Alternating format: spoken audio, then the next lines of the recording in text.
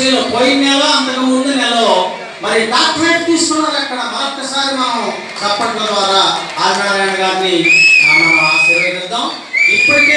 ఇప్పటికే ఒక డాక్టరేట్ తీసుకొని ఉన్నారు ఆయన.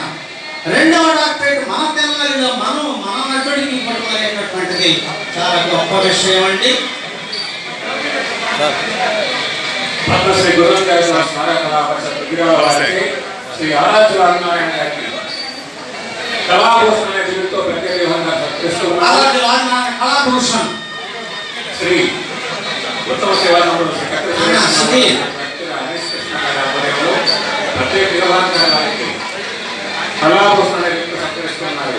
దయచేసి అందరూ ఒకసారి తప్పకుండా ఏవి సుబ్బారావు గారి లాగా ఉన్న ఏవి సుబ్బారావు గారికి వాళ్ళ అబ్బాయి ఏవి సుబ్బారావు గారి పద్యాలు నాకు ఇప్పటికీ చెవులో మిగిలినట్టు ఉన్నాయి. అవకాశం ఉంటే నెక్స్ట్ టైం కళా